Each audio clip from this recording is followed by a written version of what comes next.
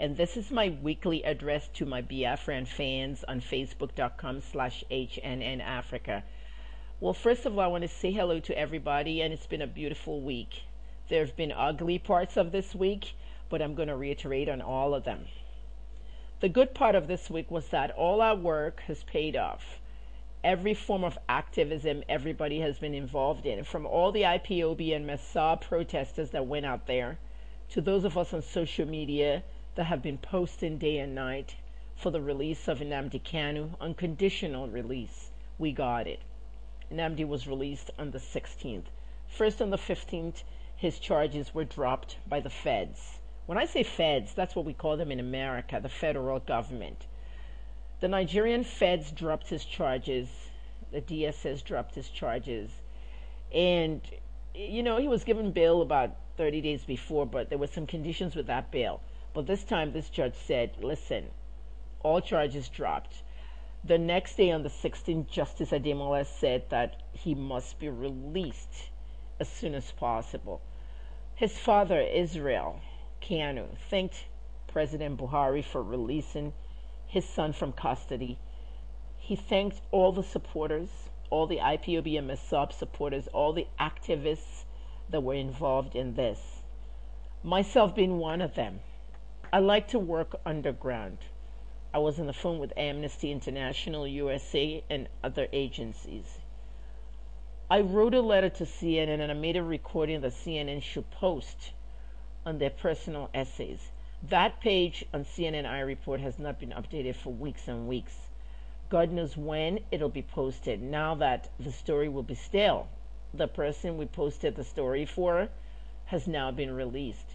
The international media ignored all of us. Yes, they ignored us. They did not want to do the story. BBC, CNN, CTV, RT, name all of them. I was very shocked. I appear in these media outlets on a lot of health stories and terrorism stories. And this story could border around that, because Nnamdi was charged with financing terrorism and inciting terror. A lot of people criticize the feds for this because we have real terrorists in Nigeria. Look at Oguche. He allegedly bombed Yanya. He fled the country. They brought him back. They found him almost not guilty, threw the case out, and he walks out of the courtroom saying that if you leave me alone, I'll do it again. Right there and then, they know that he did it. The son of a top military guy got away with it. That's what I think personally. And they have Kanu arrested. During the time that the IPOB supporters were protesting in Onitsha, the Niger Bridge, we had tragedy with JTF, the Joint Task Force of Police, Navy, and Army, shot so many people. 9 died. Nkiri Kanwanyu was one of them. I highlighted her. Shot in the chest. Was not even protesting, was on her way home, coming from the customs area, and walked right into the protesters. As soon as these guys opened fire, she ran into a restaurant. One of the JTF guys followed her and shot her for no apparent reason, even tried to hide her body. A family picked up her body. They demanded it back. I told this story on Instagram, Twitter, Facebook every day. Ifeanyi, the first guy that died. Many died, many funerals. 9 funerals is 9 too much. But all our comrades that fell, rest in peace to the fallen. To tell you that when Nnamdi was released, when we heard he was going to be released, people were jubilating in the streets all over Enugu and all over Onitsha and all over the internet. We now heard the ugly part. By dinner time last night, 5 people were shot dead. The army said they shot sporadically into the air in Onitsha, that people should leave the bridge and not block traffic. Sporadically shooting into the air, stray bullets hit people, and 5 died. Very graphic photos I'm looking at on the internet. I can't authenticate any of them, but I believe these things happen. Okay, I don't have to read the mainstream media to know that it happened. IPOB supporters tweet me all the time at the HNN Africa on my handle. Governor Obiano and the King Obi of Onitsha are 2 people I would love to meet with. Governor Obiano is not well liked by his people. Governor Okorocha is not well liked by his people in Owerri. These are governors I would like to meet with as an activist and a journalist, to please have patience. This Biafra agitation is really not an agitation. It's a freedom fight, a peaceful freedom fight, where people want referendums to vote for Biafra. Even if we have to put a peaceful referendum for Nigerians to vote on, based on the confab in 2014, we should. Catalonia is trying to break away from Spain now. Northern Ireland broke away from Ireland, and they're trying to break away again. The Scottish tried to break away from the United Kingdom. They had a referendum, it failed. Ukraine left Russia. Southern Sudan and Northern Sudan are two different countries. So why can't Biafra go? Because of the old Biafra? The old Biafra, where Ojukwu led his army against the Nigerian army, and then he fled into exile, and many people, as much as 3 million, were killed. Is that what you're looking at? That's not the war going on now. In fact, there's no war going on now. Most Nigerians, especially Yorubas and Hausas, are very scared there will be another war. Why? No one's advocating war. When people were chanting Biafra or death, I told them it's Biafra or nothing, but we'll get Biafra. I adopted Biafra. I support Biafrans, and I would love to move to eastern Nigeria. I even gave myself a name. 2 names I picked and my fans liked Inkem, and I added it to my Facebook profile. It's not easy to change your name when you are on a page on Facebook. You have to actually have Facebook verify that name, because they're the ones that are going to make that name change on the page. Yorubas insulted me. My people saying that I'm an idiot, I'm a bastard, I'm this. I don't care what you call me. Nigeria hasn't done anything for me. I've done too much for Nigeria.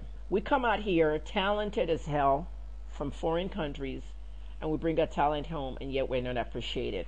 Yesterday, my cousin was appointed as an NSA, deputy NSA guy, National Security Agency guy in America by President Obama. Wale Adeyemo, 34 years old. Look at Wale now. Compare that to the NSA here. The bottom line is that many Nigerians are doing very well. I've tried my best getting a job doing this and that in Nigeria. My kids' foundation, Kemi's Kids, I fund it myself. I can't even get the NGO money they give them. This money that goes to all these first ladies, and they do nothing. I'm going with Biafra when that's actualized. Yeah, you can call me an opportunist that wants to enjoy something I didn't work for. I'm working for Biafra right now. People that work for independence of a sovereign state are rewarded not by that state, but by God. Just watch. I hope I see Biafra in my lifetime. A lot of people may not. Those that we have lost this week and last week didn't. However, I know my grandchildren will one day. I don't have any yet, but I hope one day, I don't care if I'm 90 years old, I'm 51 now, Biafra will be actualized. We have Benin Republic, formerly known as Kutanu, who invaded 16 of our villages in Kwara and said it was theirs. Our country did nothing. Buhari didn't send the army there to come and relieve our country to see who chopped off Kwara.